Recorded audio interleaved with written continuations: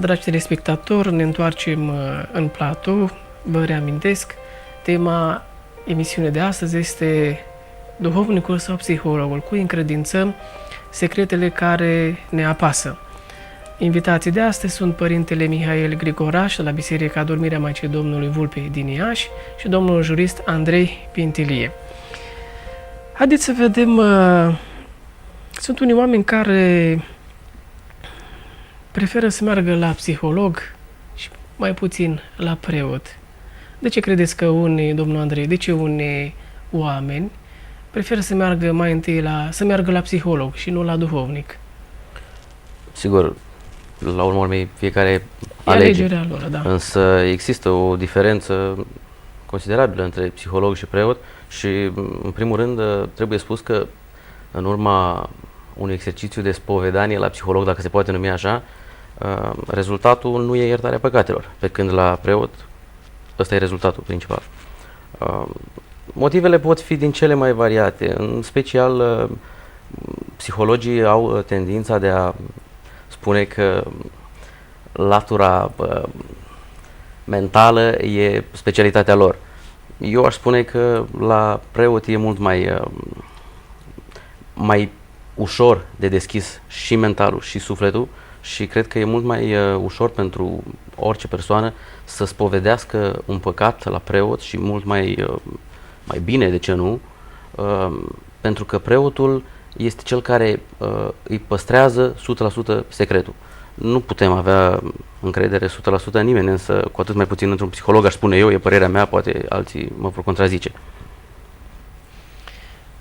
Pentru unele boli contemporane, cum este, știu eu, stresul, stările de furie, anumite probleme în familie, anumite neînțelegeri, unii zic, hai repede să mergem la psiholog, ca să ne ajute să ne rezolvăm problemele. Așa cum excesele culinare pot cauza probleme gastrointestinale sau excesele de orice altă natură pot cauza probleme medicale, cred că la fel viața de zi cu zi, tumultul și stresul și toate celelalte ingrediente pot genera păcate de care suntem sau nu conștienți și cred că singurul care le poate înțelege pe deplin este preotul. Eu cred foarte mult în relația dintre preot și toți ceilalți specialiști, inclusiv psihologii. Cred că un preot, în momentul în care consideră și constată că cel din fața lui are o problemă care poate fi rezolvată și de psiholog, cred că îi poate face recomandarea și îl poate trimite și acolo, așa cum medicul de familie evaluează starea inițială și îl trimite la specialist, tot la fel un medic, dacă el consideră că, dacă el consideră că poate fi ajutat și de psiholog în munca de luminare și de tratare, de ce nu? Îl poate trimite și la psiholog. Da. E interesant de sesizat faptul că în zilele noastre sunt anumite secrete pe care ne dorim, sau unii doresc să le facă publice pentru a câștiga notorietate. Adică orice păcat are partea lui de rușine, dar sunt unele păcate pe care anumite vedete preferă să le etaleze pentru a ieși în evidență, pentru a câștiga, cum ziceam mai înainte, notorietate, pentru a fi în atenție, în văzul celor care îi urmăresc la televizor. Cum vi se pare acest obicei, anume de a etala anumite lucruri care în general țin de viața intimă și de a le prezenta în spațiu public ca pe niște lucruri, am putea spune, chiar țin de, zic ei, de normalitate. Nu vreau să punctez, cred că intuiți la ce mă refer. În primul rând, cred că e o problemă a generației actuale și cred că nu se face diferența între popularitate și celebritate. E adevărat că multe din comportamentele acestea deviante, chiar aș spune, ne fac sau îi fac pe cei care le practică de multe ori populari. Dar popular nu înseamnă celebru. Nu intră nimeni în istoria unei națiuni pentru anumite fapte precum cele pe care le-ați spus mai devreme sau la care ați gândit. Însă e greu de explicat celor care trăiesc și care își câștigă existența, fie din manipularea slăbiciunii altora, fie din etalarea propriilor lor slăbiciuni, că de fapt e un lucru greșit acesta. Cred că timpul și le poate rezolva și împreună cu preoții și cu celelalte persoane din jur care văd lucrurile altfel și care le pot explica. Și chiar și familia, nu neapărat. Da, însă, preoții. Părinte, eu am să fiu foarte punctual, pentru că oarecum întrebarea Sfinției voastre cam nu mă lasă să nu răspund. De fapt, prin ceea ce ați întrebat, Sfinția voastră, puneți lucrarea vrăjmașului, așa prin unele vedete pe care le numiți dumneavoastră, cu lucrarea lui Dumnezeu pe care o prezentăm acum noi preoții. Și pentru că tot am vorbit de post și de spovedanie, spuneți cum comentăm că faptul că își fac notorietate, dacă aș putea să spun în ghilimele, lăudându-se cu păcatele grele pe care își le fac publice. Păi, noi știm foarte clar că diavolul lucrează prin oameni. Și înainte de a face un păcat, diavolul este cel mai bun sfătuitor a omului. Și înainte de a face păcatul, spune, dar de ce să nu-l faci? Ia și-l fă. Nu-i păcat, să aduci 1.000.000 de argumente să-l faci. După ce l-ai făcut, sau în momentul în care săvârșești păcatul, este martorul păcatului. Iar după ce l-ai săvârșit, este cel care te osândește și te judecă. Diavolul e cel care te judecă prima dată că ai făcut păcatul, ca tu să nu mai ai curaj să ceri iertare pentru el. Deci eu când văd o așa numită vedetă, cum o numiți Sfinția voastră, dar vedetă nu știu pentru cine, că aș putea să zic pentru Împărăția Întunericului vedetă, că pentru cea luminii nu, că cu atâta nonșalanță face dintr-un păcat, vrea să-l prezinte ca o virtute, eu văd un om chinuit. Un om chinuit care știe că a păcătuit, care a fost foarte slab când a păcătuit, un om care e mustrat pentru păcare care l-a făcut și acum luptă a nu recunoaște și a nu se îndrepta. Își face public păcatul, justificându-și faptele, poate își prin greșelile altora sau să audă și pe alții că au făcut sau alții care fac ceea ce au făcut ei și așa spunând că cred că nu o să fie nimic, că nu sunt singur. De multe ori noi încercăm să ne împăcăm conștiința zicând că atunci când am făcut ceva, n-am făcut numai eu. Sunt și alții care au făcut sau care fac. Exact. Dar mântuirea este un deziderat pentru fiecare persoană în parte. Cum bună oară pe mine nu mă interesează când e sfârșitul lumii, mă interesează când e sfârșitul meu și cum mă prinde sfârșitul pe mine. Nu mă încălzește cu nimic ca să știu că sfârșitul lumii peste 200 de ani, că eu nu trăiesc atâta. Mă interesează când e sfârșitul meu și ce răspund eu. Așa nu mă interesează ce păcate fac alții, pentru că pe mine nu mă interesează decât mântuirea mea. Da, dar vedeți, pentru unii dintre tineri, acele, așa zis, vedete, pot deveni modele de viață, modele de a câștiga notorietate, că tot vorbim despre ea. Părinte, la ce ne ajută notorietatea? Că în cele din urmă, dacă vorbim despre suflet, sufletul și spovedania este strict legată de mântuire. Notorietatea o fi legată de ce? Ce ne aduce? Dacă ne aduce ceva pentru suflet, bănuiesc că nu. Îți poate aduce alte avantaje, nu știu dacă sunt atât de folositoare. Mântuitorul Iisus Hristos spune foarte clar în Sfânta Scriptură, zice, de ar câștiga omul lumea întreagă și și-ar pierde sufletul său, nimic n-ar folosi și n-ar putea omul să dea nimic în schimb pentru sufletul său. De aceea prima grijă este ceea ce facem pentru suflet. Dacă avem notorietate și facem ceva pentru sufletul nostru sau altuia, este foarte bine. Dacă facem ceva dăunător pentru sufletul nostru și altora, este foarte rău. Cum oamenii astăzi iară nu înțeleg un lucru, că judecata lui Dumnezeu nu este numai pentru păcatele pe care le-am săvârșit și pentru efectul faptelor noastre. Pentru că efectul faptelor noastre continuă și după ce noi nu mai suntem. Efectul faptelor bune ajută la mântuirea sufletului, dar și efectul faptelor rele la osânda noastră. De aceea eu, sincer vă spun, plânge sufletul de preot în mine când văd cu oameni care se chinuie, ăsta e cuvântul, să se laude cu niște păcate, dacă pot să spun așa, și să încerce să le facă notorietate. Nu vreau să mă gândesc la judecata lor și la sfârșitul lor și nu vreau să mă gândesc ce răspuns vor da înaintea lui Dumnezeu. Acum, revenind la tema emisiunii de astăzi, cum vedeți lucrarea psihologului și cea a preotului? Se completează una pe alta sau se exclud? În ceea ce privește această lucrare de a scăpa de lucrurile care ne apasă. Ca să fiu foarte punctual și scurt, când merge omul la doctor, merge când îl doare ceva. Când merge omul la preot sau la psiholog, când are o problemă. Și atunci alege la ce merge, la preot sau la psiholog. Alegerea ține de încrederea în preot, în biserică, în mentalitatea fiecăruia.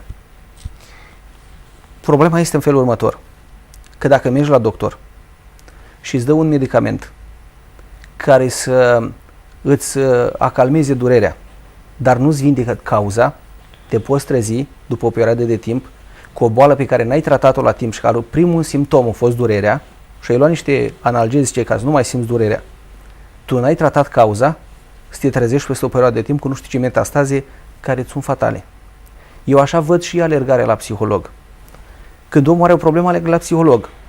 Eu pot să zic așa plastic, de fapt expresia tot unui psiholog, fiul meu duhovnicesc, care mi-a spus că, părinte, dacă știți câte gunoaie aud într-o zi, referindu-se la ceea ce omul îi spune lui. Și chiar mă gândeam că, de fapt, psihologul câteodată e un om care încearcă să facă o ordine în gunoaiele sufletului omului și încearcă oarecum să-l învețe pe om să trăiască cu ele. Noi, preoții, nu ascultăm secrete, noi ascultăm păcate. Și noi, după ce ascultăm păcate, noi le dezlegăm. Deci noi nu îl învățăm să trăiască cu păcatele. Noi iertăm păcatele. Și știți cât de frumos să ne spune în viața Sfântului Vasile cel Mare că vin pe patul morții, o credincioasă vine la el cu păcatele scrise pe o hârtie. Și Sfântul s-a rugat și i s-au șters păcatele de pe hârtie scrise. Deci asta face duhovnicul. Deci iartă. Și ce-a făcut nu mai este. Ori psihologul lucrează cu ceea ce îi prezintă omul, cu gunoaiele sufletului lor, așa cum s-a exprimat, și îl încearcă pe om să-l învețe să trăiască acolo. Să nu mai fie deranjat. Dar nu vindecă cauza. Deci nu vindecă cauza. Păi vedeți dumneavoastră, în Sfânta Scriptură au un citat foarte important acolo când zice, noi știm că omul e format din trup și suflet. Dar acolo, pe lângă trup și suflet, mi este menționat și sufletul. Și de trupul, sufletul și Duhul. Și atunci noi nu înțelegem.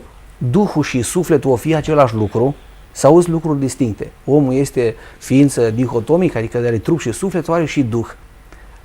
Unii Sfinți Părinți au plecat foarte mult asupra acestei chestiuni și îmi dau seama că se potrivește foarte bine cu întrebarea Sfinției voastre, în sensul că îi spun așa, Duhul omului, că noi și numim duhovnicie, la Duhul omului, este ceea ce este mai pur în viața noastră, ceea ce este mai adânc în sufletul nostru. Sufletul este, dacă vreți, partea de exterior a Duhului, cea care ține legătura cu trupul și cu exteriorul. Ori când ai ceva sufletește, o durere sufletească, e de fapt mult mai adâncă. Și noi întotdeauna îl căutăm pe om să-l vindecăm duhovnicește, să iertăm păcatele. Ori din punctul meu de vedere, psihologul, repet acest lucru, îl învață pe om să trăiască cu păcatele lui. Și ce e mai grav, noi vedem în ziua de astăzi că psihologii vor să spună că cei care sunt homosexuali nu e nicio problemă, să fie așa, să trăiască în continuare așa, cei care au diverse păcate nu e nicio problemă, că mai sunt și alții și așa mai vor să le liniștească conștiința. Ori asta nu este corect. Eu spun și repet, trebuie credinciosul când are o problemă de suflet să meargă la preot. Însă și cuvântul psihologie, psihit din limba greacă înseamnă suflet. Logica sufletului nu este decât la Dumnezeu. Și această psihologia nu a apărut decât în țările unde nu au fost duhovnici. Deci, din punctul meu de vedere, duhovnicul trebuie să fie și omul purtător de har, cel care dezleagă păcate, dar și un film psiholog. Adică trebuie să spie, să foreze cât mai adânc în sufletul omului. Să-i vindece întotdeauna cauza, nu să-i aline doar durerea și neliniștea. Da. De la ce vârstă ar trebui să se practice spovedania? Păi după învățătura bisericii de la 7 ani. Copilul trebuie să meargă la spovedanie. Desigur că copiii sunt foarte diferiți și la vârsta de 7 ani. El trebuie să țină legătura cu preotul. Pentru că de cele mai multe ori se spune așa, dar de ce să meargă preotul? Ce poate să-mi facă preotul? Sau unii consideră că chiar sunt mult mai capabil decât un preot. Și am fost la un părinte, eu știam mai mult decât știa părintele. Chiar mi-a spus mie cineva și zic foarte bine că ești un om deștept, dar tot nu poți să faci ce face preotul. Pentru că Sfântul Ioan Gură de Aur, are o carte scrisă, Tratat despre preoție, spune foarte clar. Zice, preotul spune și harul lucrează. Deci Hristos niciodată nu se lasă mincinoas în gura preotului. Deci trebuie să mergi la preot să-i spui, preotul te binecuvintează și îți spune și atunci harul lui Dumnezeu lucrează. Copilul de mic trebuie să ține legătura cu duhovnicul, cu preotul. Aș vrea să vă adresez o altă întrebare. În prima parte a emisiunii spuneați că sunt situații când preotul poate să nu dezlege păcatele spovedite. În ce situații? Că atunci nu a fost precizat, am trecut peste acest aspect al tainei spovedaniei. Sunt situații în care preotul aude păcatele și, în mod normal, după ce credinciosul se spovedește, preotul rostește rugăciunea de dezlegare. Sunt astfel de situații în care preotul poate să nu dezlege, să nu rostească această dezlegare? Bineînțeles că sunt situații. Și vă dau una foarte simplă. Deci, sunt canoane care vorbesc despre furt. De zice, dacă unul a furat ceva și a nedreptățit pe cineva, cel de întâi canon este să o dă că să dea înapoi ceea ce-o luat. Deci el zice, dacă vine și îi spovedește furtul, păi eu dacă l-am dezlegat de ce-o furat, nu se duce să mai dea înapoi. Că el zice, am furat, m-a dezlegat părintele și gata, am rămas cu ce am luat.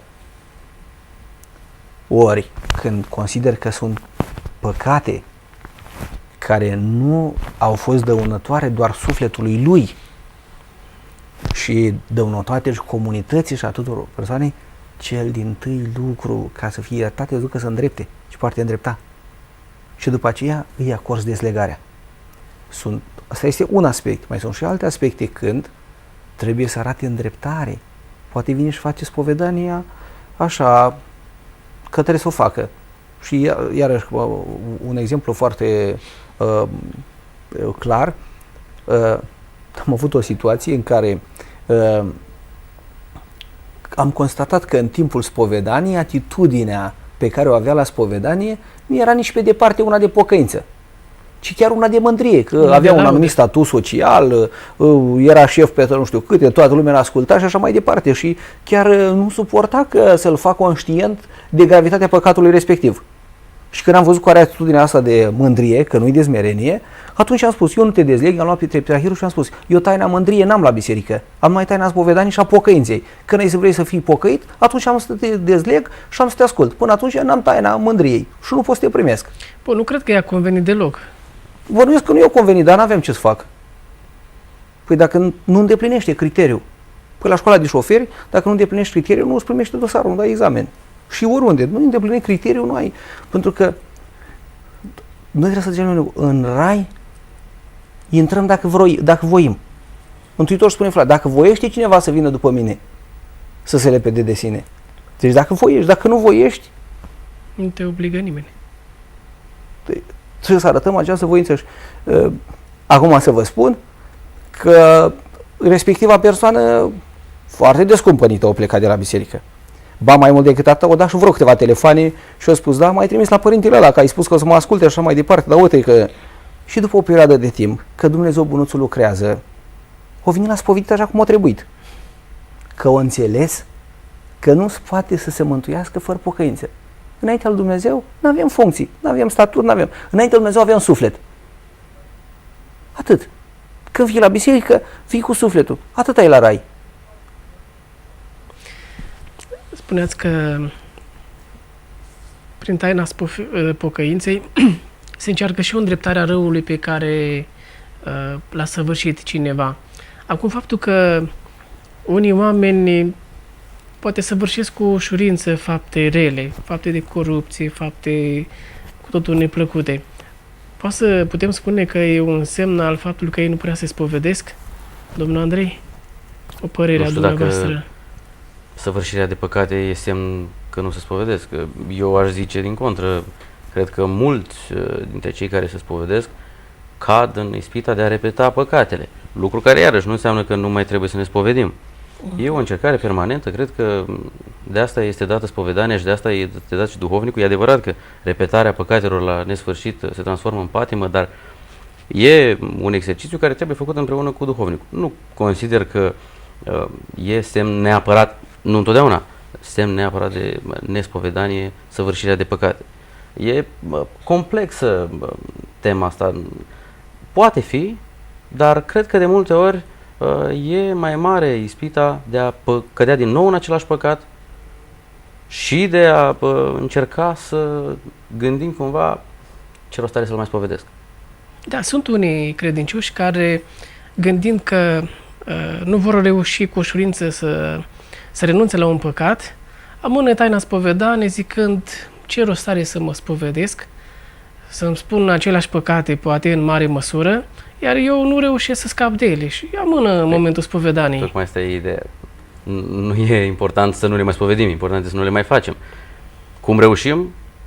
Printr-o foarte bună relaționare cu duhovnicul și prin ținerea canoanelor care au rolul lor și care, fără îndoială, sunt extrem de importante. Eu cred că se poate, că există atâtea dovezi de sfinți și oameni care au fost simpli, foarte păcătoși. care au fost foarte păcătoși și care au ajuns S-au îndreptat. curați. Și au ajuns și sfinți. Spovedania deasă are un rol covârșitor în mântuire. De ce? Noi vedem că în mănăstirile unde e cea mai aspră viețuire, spovedania e deasă. Am întâlnit mănăstiri în Sfântul Munte Athos, unde călugării se mărturiseau în fiecare zi. În alte mănăstiri se spovedesc săptămânal, în altele la 40 de zile, dar mai rar decât atât n-am întâlnit. De ce spovedanie deasă?